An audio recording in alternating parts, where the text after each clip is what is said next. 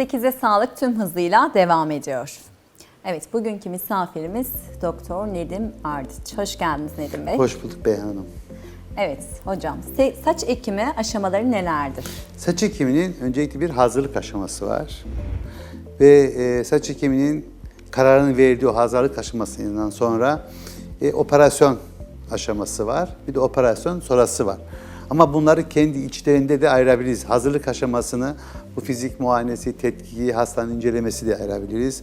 Operasyonu, anestezisi, köklerin toplanması, kanalların açılması ve ekilmesi diye dörde ayırabiliriz. Ondan sonraki postoperatif dönemdeki bakımı da saç yıkaması sonrası bakımları ve operasyondan sonraki ilk bir yıl içinde yapılacak bakımlar diye ayırabiliriz. Önemli şeylerden bir tanesi aslında hazırlık aşaması. Yani hazırlık aşaması olmadan asla ve asla saç ekimi yapılmamalı. Hasta hekimle mutlak birebir görüşmeli. Hastanın ne istediğini mutlak suretle öğrenmeli ve onu karşılayabilecekse onu yapmalı. Hastanın nakil yapacak kadar yeteri saçının olması, hastanın metabolizmasının ona uygun olması, hastanın özgeçmişinde ya da hikayesinde saç ekimine engel bir durum olmaması, bunun yanında aile hikayesinde genetik geçiş gösteren bir takım hastalıkların eradike edilmesi açısından onun soy geçmişinin de mutlak sorgulanması, artı hastanın çok iyi bir muayenesinin yapılması ve ondan sonra hastamıza operasyon kararı veririz. O nedenle hastamıza operasyon kararı vermeden önce minimum 2 ay önce bizle iletişime geçmesini, eğer hazırlık aşaması varsa o hazırlığın eksiksiz tamamlandıktan sonra saç nakline geçilmesi. Saç nakline geldiğimizde bunu şöyle sınıflandırabiliriz. Birincisi, hasta artık her şeyi tamam, bütün tetkikleri yapıldı, bütün incelemeleri yapıldı. Hastanın saç ekimine engel bir durum yok. Artı hastanın istediğini ya da bizim ona önerdiğimiz, kabul ettiği operasyonu yapacak olduğumuzda operasyona geçiyoruz. Operasyona geçmeden minimum 12 saat sonra hastayı tekrar görüyoruz. Tekrar bir takım tetkiklerini, kanama pıhtılaşma zamanı gibi, EKG gibi bir takım tetkiklerini yapıyoruz ve 12 saat öncesinden hastanın onamını alıyoruz. Yani onu hem bilgilendiriyoruz hem de operasyon yapmak için onamını alıyoruz. Bir gün sonra, 12 saat sonra hastayı aldığımızda önce hastanın saçını keseriz, gerekli temizliği yaparız, tekrar o çizimlerini yaparız. O konuştuğumuz her şeyi çizim üzerinden operasyon öncesi yaparız, resimlerini çekeriz ve hastayla o kararı, saç çizgisini hangi alana kaç tane grat koyacağımızı operasyon öncesinden onu planlarız ve konuşuruz. Ve onları resim altına alırız. Yani bunları belgeleriz aslında. Ondan sonra hastamızı aldık operasyondan sonra. Öncelikle lokal anestezisini ya da konuştuğumuz anestezi türünü yaparız. Çünkü anestezi dediğimizde bir genel anestezi var, bir lokal anestezi var, bir de sedasyon anestezisi var. Genellikle saç ekiminde genel anestezi kullanılmıyor. Çünkü uzun süren bir operasyon, 8-9 saat sürebilen bir operasyondur.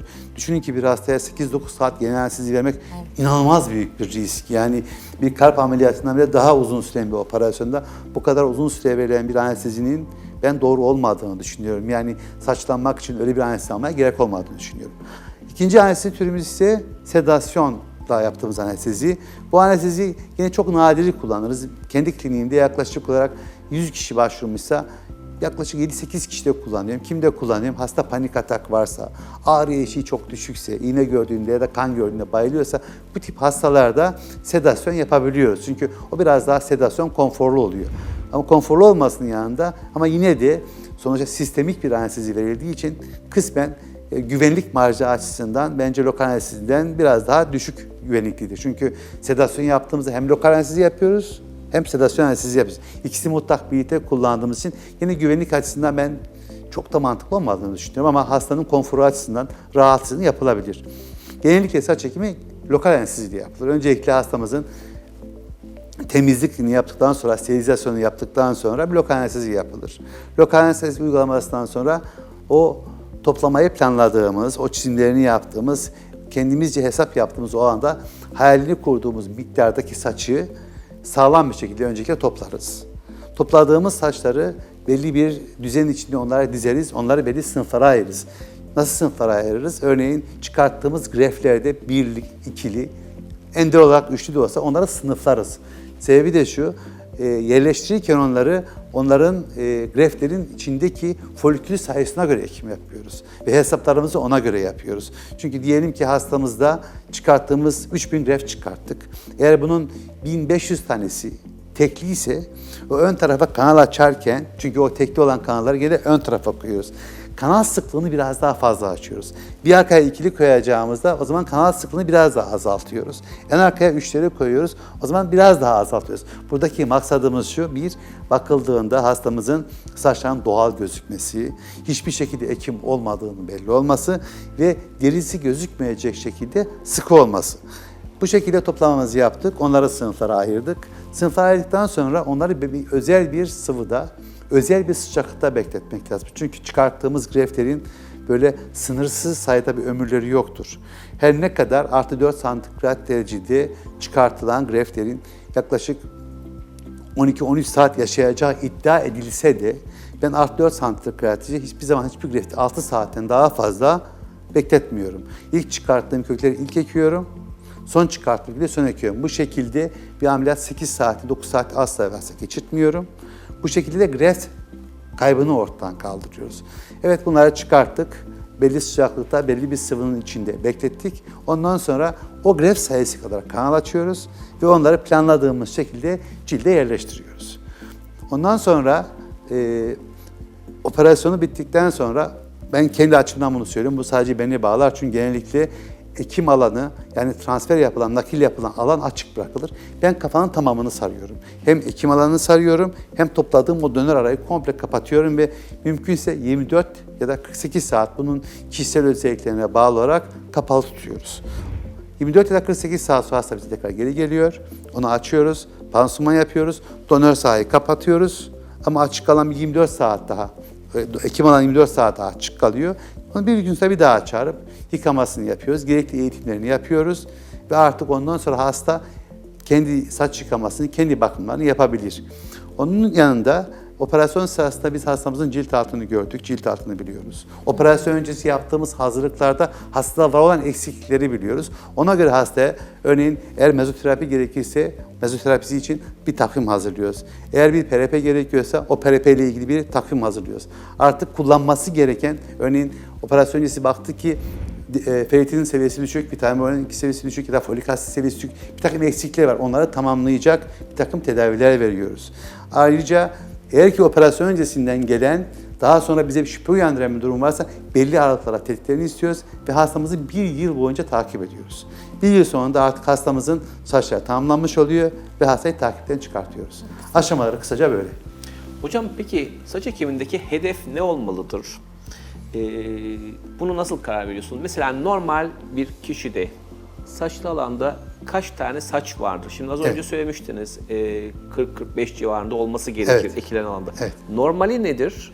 Şimdi kişilerden kişiye farklılık göstermekle beraber çok ince tellilerde 1 santimetrekarelik bir alanda 200 saç teli bile olabilir.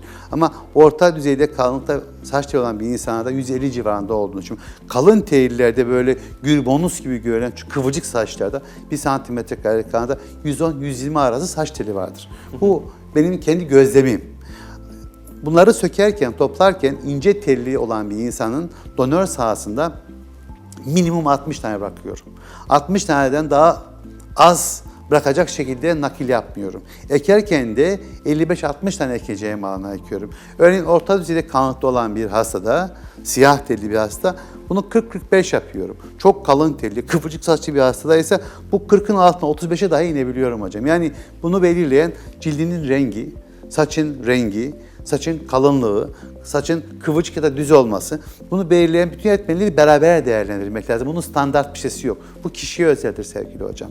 Bu hedefi belirlerken kişinin donör sahasındaki saçın yapısına, kıl yapısına, cilt rengine olarak bakarak bu kararı veriyoruz sevgili hocam. Peki hocam açıklığı fazlaysa, yani kafanın mesela alanı büyükse, bazı insanların bu kısımları biraz geniş oluyor. Evet. O tip hastalarda ne yapıyorsunuz? İkinci bir seansa mı kalıyorsunuz? Şimdi sevgili hocam, prensip olarak donör saha dediğimiz bu iki kulak arasındaki mesafeyi kullandığımızda çok açık olan bir saçlı bir hastada ikinci bir ameliyat şansımız yok donör saha olarak bu iki kulak arasını kullandığımızda. Çünkü bir seferde o bölgede santimetre kare tabii hesapları yaptıktan sonra 40'tan fazla ya da 50'den fazla olan bütün saçları alıp naklediyoruz. Ama genellikle bu bahsettiğiniz kafası çok büyük olup açıklığı çok fazla olan hastalardaki donör saha dediğimiz iki kulak arasındaki mesafe yetmiyor.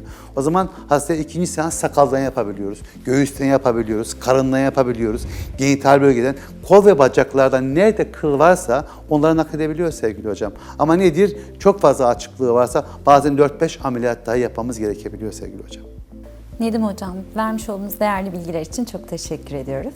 Biz teşekkür ederiz. Ayağınıza sağlık, Sağ olun. teşekkürler. Evet, 8'de sağlık tüm hızıyla devam ediyor.